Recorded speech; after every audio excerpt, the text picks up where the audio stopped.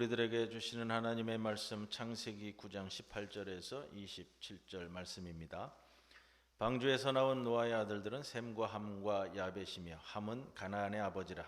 노아의 이 세 아들로부터 사람들이 온 땅에 퍼지니라. 노아가 농사를 시작하여 포도나무를 심었더니 포도주를 마시고 취하여 그 장막 안에서 벌거벗은 자라. 가나안의 아버지 함이 그의 아버지의 하체를 보고 밖으로 나가서 그의 두 형제에게 알림해 셈과 야벳이 옷을 가져다가 자기들의 어깨에 메고 뒷걸음쳐 들어가서 그들의 아버지의 하체를 덮었으며 그들이 얼굴을 돌이키고 그들의 아버지의 하체를 보지 아니하였더라.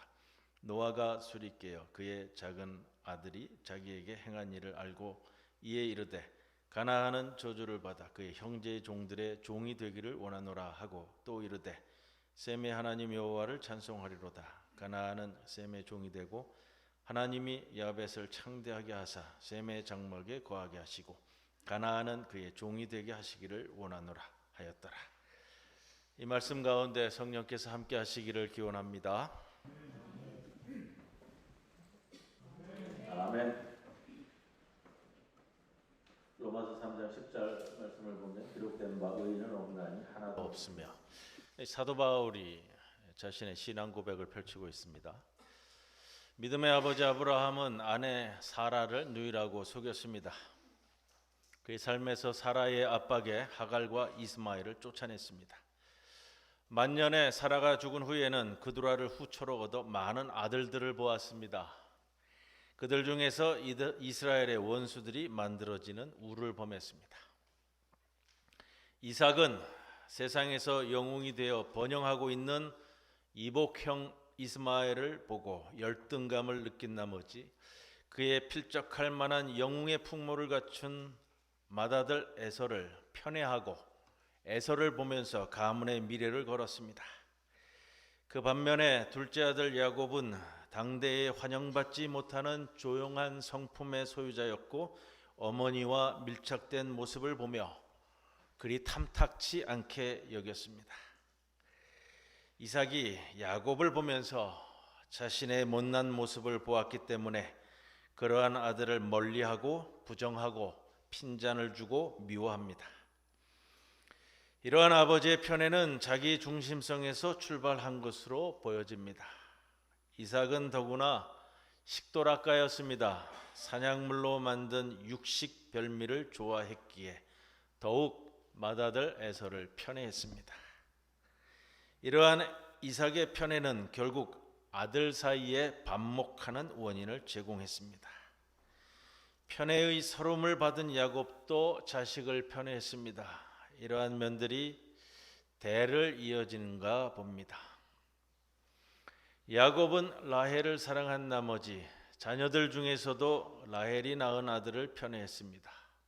그 아들 요셉은 형제들의 시기와 질투의 대상이었습니다. 그래서 애굽으로 팔려가는 우여곡절을 겪습니다. 요셉, 애굽의 총리가 되지만 애굽 종교를 섬겨야만 했고 애굽 제사장의 딸과 결혼해야만 하는 운명에 처했습니다. 기근이 왔을 때 기근을 이용해서 애굽의 농민들이 그들의 토지들을 애굽의 파라오에게 갖다 바치게 함으로써 파라오의 제국 권력 강화에 이바지한 인물입니다. 모세는 무리바에서 야훼를 거역했습니다. 그로 인해 가나안 땅에 들어가지 못하고 비스가산에서 죽었습니다.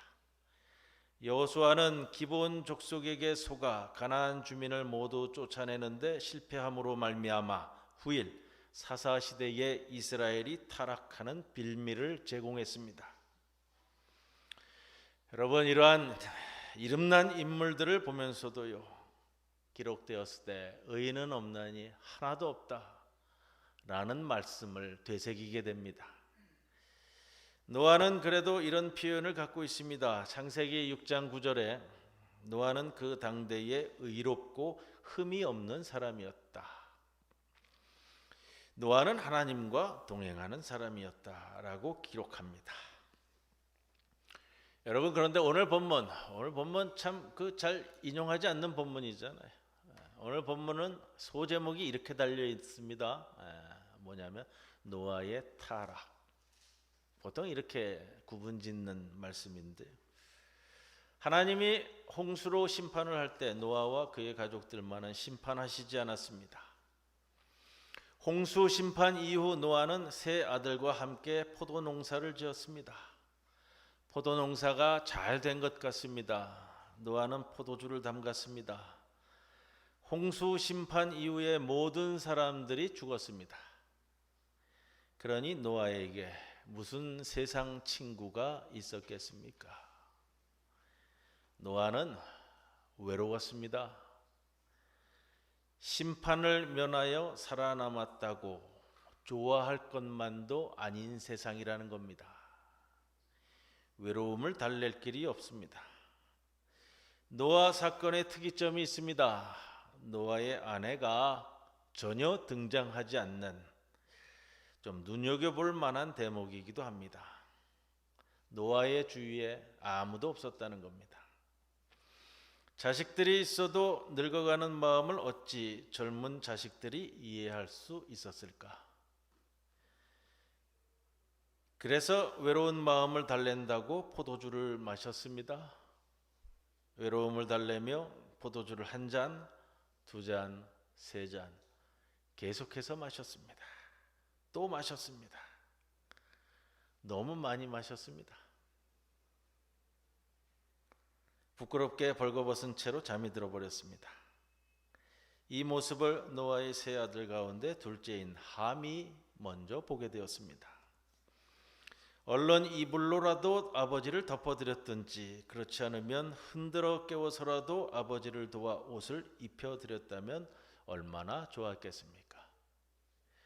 그런데 함은 아버지의 허물을 보고서 그 허물을 감춰드리기는커녕 자기 형제들에게 그 허물을 들춰내며 흉을 보았습니다.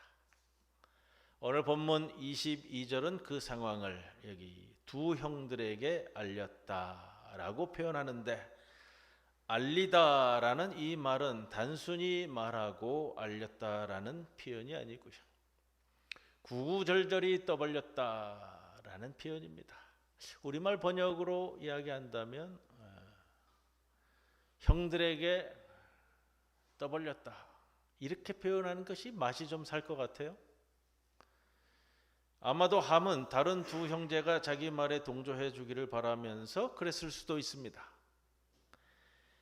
그러나 다른 두 형제 셈과 야벳은 좀 달랐습니다. 얼른 옷을 준비해 누가 볼세라 자신들도 아버지의 부끄러운 모습을 보지 않기 위해 뒷걸음질 쳐서 벌거벗은 아버지를 덮어드렸습니다. 노아는 술이 깬 후에 작은 아들이 자신에게 한 일을 알고서 본문 25절 이하에 가나안은 저주를 받아 그의 형제의 종들의 종이 되기를 원하노라 라고 저주합니다. 그 저주의 내용은 26절, 27절에 세세히 더 덧붙이고 있습니다. 사랑과 존경의 마음으로 아버지의 허물을 덮어주었던 셈과 야벳에게는 축복했습니다.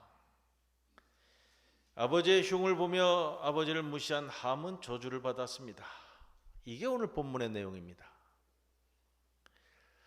오늘 어버이 주일입니다. 꽃 다셨어요? 꽃? 어버이날에는 꽃을 좀 달아보셨어요? 자식들이 준? 해마다 어버이 주일이 되면 저는 괴롭습니다. 부모에 대한 효를 말하라 하면 제 자신이 왠지 부끄럽기 때문입니다. 매년 제가 이 멘트를 하는 것 같아요. 그렇죠? 전에 그래서 어버이 주일이 되면 은퇴하신 목사님, 이대원 목사님이 계실 때는 제가 말씀을 부탁드렸는데, 오늘도 제가 이 말씀을 하기에는 참 어울리지 않는다는 생각을 합니다. 여러분, 의외로 그런데 부모를 원망하고 탓하는 사람들이 많습니다. 다른 사람의 허물은 쉽게 용서해도 자기 부모의 그것이 생각만큼 안 된다고 말하는 분들이 계십니다. 물론 그만큼 부모에게 기대를 많이 해서일 것입니다. 여러분, 오늘 우리가 함께 봉독한 본문은 이성적이고 도덕적인 판단을 주는 구절은 아닙니다. 도덕적 판단을 내리자면 당연히 아버지 노아가 잘못했겠죠. 주책 없이 자식들 앞에서 술을 퍼마시고, 본문을 그대로 번역한다면요, 이 마신다라는 것이 퍼마셨다라고 번역하는 것이 맛이 살 정도예요. 그래서 골아 떨어져 옷이 벗겨진 줄 모르고 있었으니까요. 한 번 일탈 행위로서 술을 많이 마셨다라는 표현이 아니고요, 미완료형을 쓰면서 자주, 종종 포도주를 퍼마셨다라고 기록을 하고 있거든요. 그리고 결국 사건 벌어진 걸 오늘 본문에 기록하고 있습니다. 그런데 성서는 노아의 잘못을 말하지 않습니다. 오히려 이 노아의 추한 모습을 그 자녀들이 어떻게 여기었느냐에 따라 축복과 저주를 내릴 뿐입니다. 그러면서 축복을 받은 셈과 야벳의 행동을 구체적으로 오늘 본문 23절에는 이렇게 표현합니다. 셈과 야벳은 겉옷을 가지고 가서 둘이서 그것을 어깨에 걸치고 뒷걸음질 쳐 들어가서 아버지의 벌거벗은 몸을 덮어드렸다. 그들은 아버지의 벌거벗은 몸을 보지 않으려고 얼굴을 돌렸다. 이게 이제 정확한 직역 표현이거든요. 성서가 독특하게도 이 장면을 굉장히 세세하게 기록해서 남기고 있습니다. 뒷걸음질 치고 덮어주고 얼굴을 돌이키지 않고 보지 않았고, 그리고 아버지 노아에 대한 어떤 판단도 내리지 않습니다. 보지 말고 덮어두는 모습을 전할 뿐입니다. 여러분, 우리가 어릴 때 우리 부모님들은 우리를 어떻게 기르셨나요? 부모님은 우리를 덮어주시면서 기르셨습니다. 어릴 때 우리 모두의 경험이잖아요. 자면서 이불을 발로 걷어차면서 자면, 그럴 때마다 우리 부모님은 곤히 주무시다가도 일어나셔서 감기 걸릴까봐 이불을 덮어주셨습니다. 다 그 경험 있으시죠? 너무 어려서 기억이 안 나시나요? 여러분, 어찌 덮어준 것이 그것뿐이겠습니까? 여러분, 이제는 우리가 덮어드릴 차례입니다. 우리가 연로하신 부모님을 덮어드리면서 살아야겠지 않습니까? 그것이 자식이 취해야 할 마땅한 도리일 것입니다. 세상에는 들춰내야 할 나쁜 과거도 있겠지만 적어도 부모 자식의 일에서는 덮어두어야 할 것이 훨씬 많지 않겠습니까? 예전에 교회 어느 집사님이 젊어서 집을 나간 아버지를 평생 용서하지 못하는 것을 보았습니다. 어느 교회에 가거나 꼭 이런 분이 계시더라고요. 그 아버지가 바람을 피워 집을 나가는 바람에 어머니가 홀로 고생하면서 7남매를 키우셨다고요. 제가 시무한 곳곳의 교회마다요, 이런 분은 꼭 한 번씩 계시더라고요. 없는 교회가 없더라고요. 이게 일반적인 것 봐요, 우리 사회에서. 막내딸이 결혼할 때쯤 돼서 70이 다 된 아버지가 아버지랍시고 나타났다고요. 도저히 자신은 용서할 수 없다고. 용서하기 쉬운 거 아닙니다. 그냥 막무가내로 용서한다고 용서가 되는 것도 아니고요. 용서란 개념은 굉장히 어려운 개념이잖아요. 오늘 본문을 통해서 함은 아버지의 잘못을 덮어주지 못했습니다. 그것은 자기 존재를 모르는 행동이 아닌가 생각해 봅니다. 온 인류가 홍수로 멸망을 당할 때 누구 때문에 함이 살아났을까? 아버지 때문 아닙니까? 노아는 하나님의 명령에 따라서 120년 동안 방주를 지었습니다. 그래서 그 가족이 다 살아났습니다.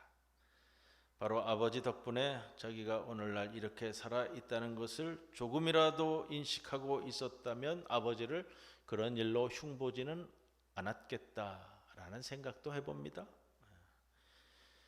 여러분, 부모 공경이라는 것은 부모가 흠이 없어 하라는 말이 아닙니다.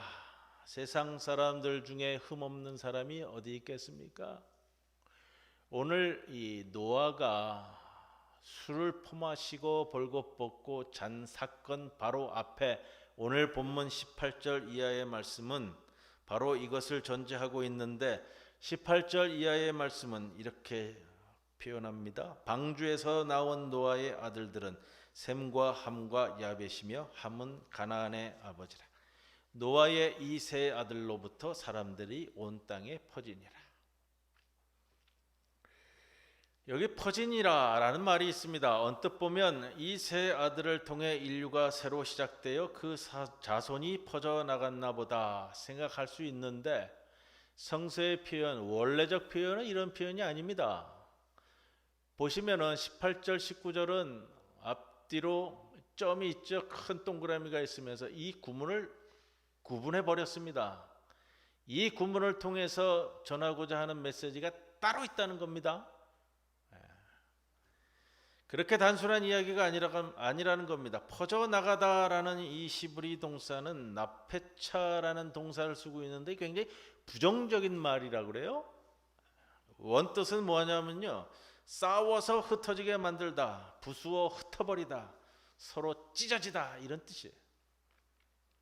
같은 동사를 쓰고 있는 사무엘상 13장 11절 말씀은 사무엘이 이르되 왕이 행하신 것이 무엇이냐 하나 사울이 이르되 백성이 내게서 흩어졌다.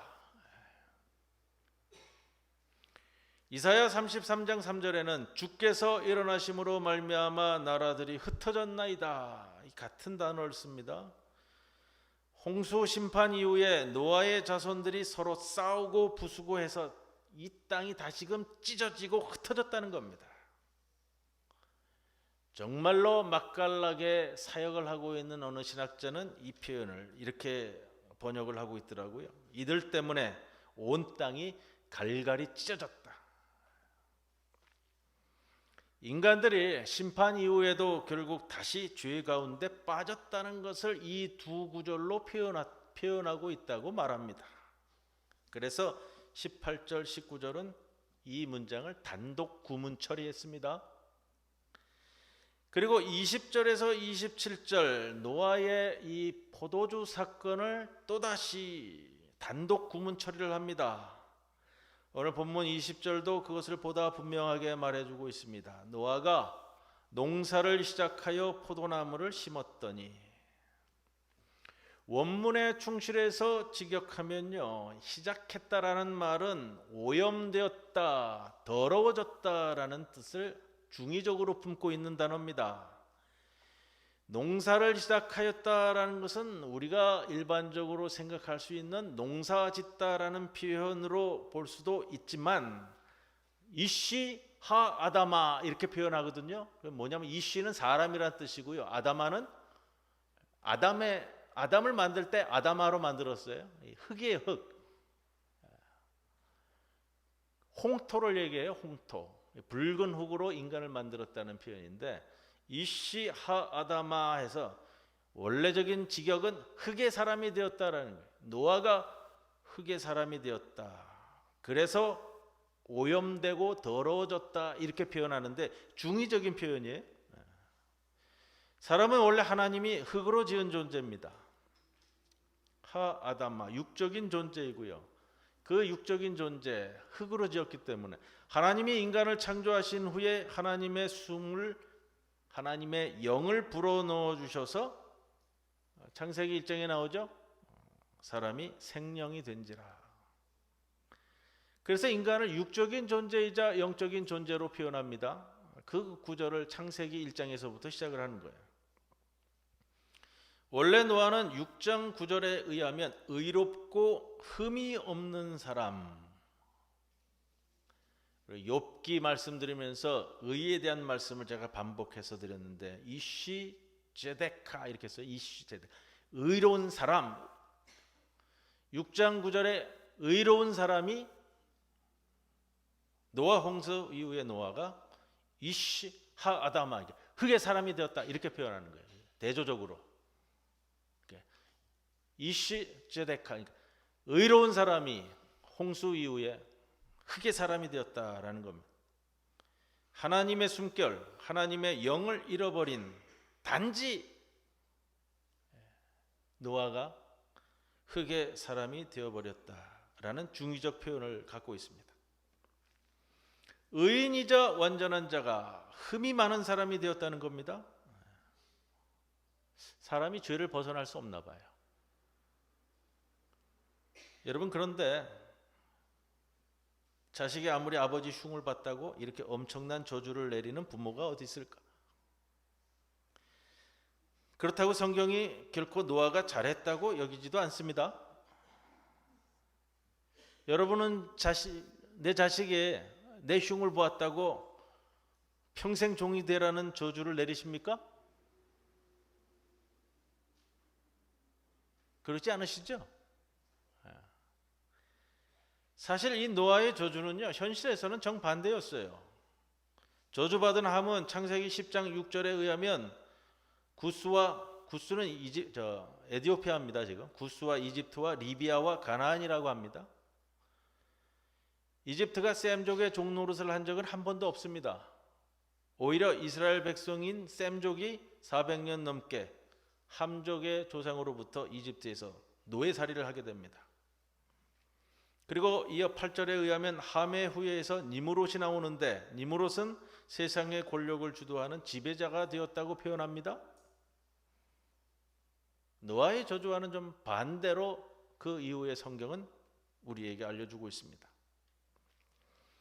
어떻게 보면 노아가 아마 분을 참지 못하고 저주를 뱉은 것이라고 볼 수 있을 겁니다. 이런 저주를 내리는 노아가 분명 아비답지는 못합니다. 세상에 자식을 저주하는 부모가 어디 있겠습니까? 그럼에도 성서는 무엇을 말하려고 하는 것일까요? 노아의 잘못에 대해서 성경은 침묵합니다.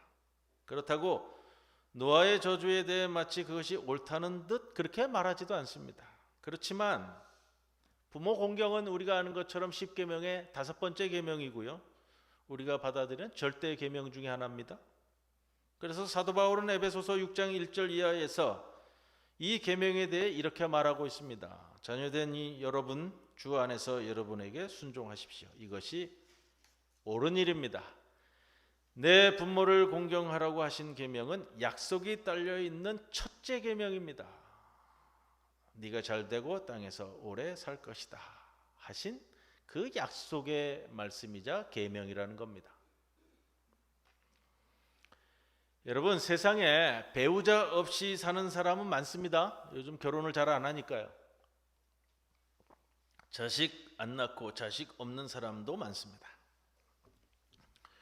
그런데 여러분, 부모 없이 존재하는 사람은 없습니다. 그렇죠? 오늘의 나라는 존재는 부모에게서부터입니다. 내 생명이 거기서 나왔다는 겁니다. 그래서 그 생명을 풍요롭게 하는 약속, 네가 잘되고 땅에 오래 살 것이라는 약속을 하고 있는 겁니다. 셈과 야벳은 이것을 아는 자녀라는 겁니다. 부모는 내게 생명을 준 땅의 하나님이라는 겁니다. 설령 흠이 많다 하더라도 섬겨야 할 땅의 하나님이라는 겁니다. 반출한 시인의 어머니라는 시가 있습니다. 부제가 검버섯이 검버섯. 산나물 캐고 버섯 따러 다니던 산지기 아내, 허리 굽고 눈물 괴는 노안이 흐려보자 마루에 걸터 앉아 먼 산 바라보신다. 70년 산 그늘이 이마를 적신다. 버섯은 습생 음지식물. 어머니 온몸을 빌어 검버섯 재배하신다. 뿌리지 않아도 날아오는 홀씨, 주름진 핏줄마다 뿌리 내린다. 아무도 따거나 훔칠 수 없는 검버섯. 어머니 비로소 혼자만의 밭을 일구신다. 어떤 광경이 선하게 그려집니다. 저자는 산골짜기를 터전 삼아 일평생 일하며 살아온, 노동하며 살아온 어머니를 떠올리고 있습니다. 허리는 굽었고 눈도 약해져서 자꾸만 눈물이 괴입니다. 마루에 걸터 앉은 어머니는 하염없이 먼 산만을 바라보십니다. 그 무심한 눈길이 향하는 곳은 어쩌면 회한조차 없이 자기 생을 응시하고 있었던 것인지도 모르겠습니다. 언제부터인지 어머니의 얼굴에는 검버섯이 하나 둘 나타나기 시작했습니다.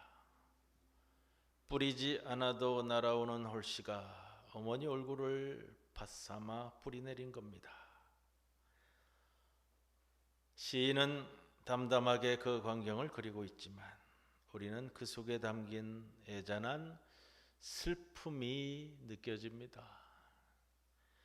행복과 불행이라는 말로는 형용할 수 없는 인생의 엄중함이 거기에 있습니다.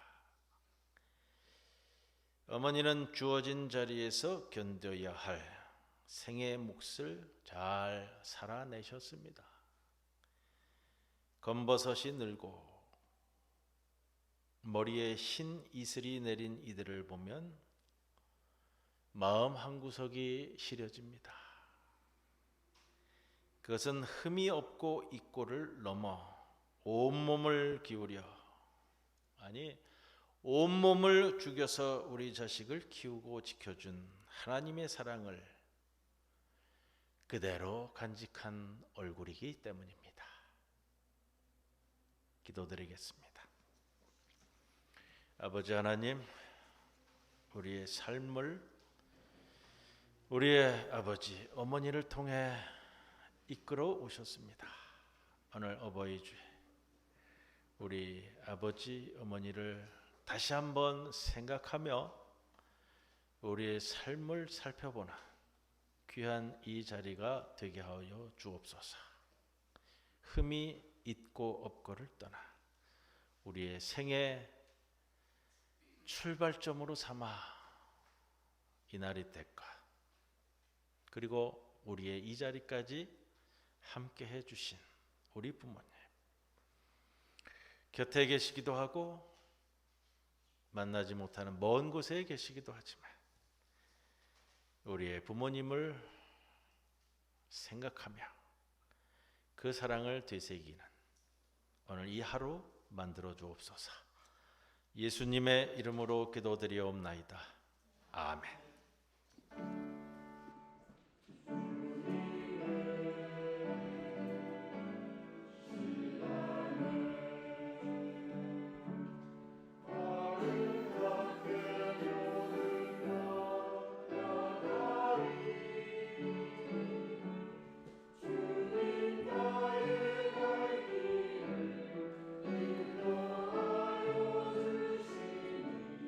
그의 뜻을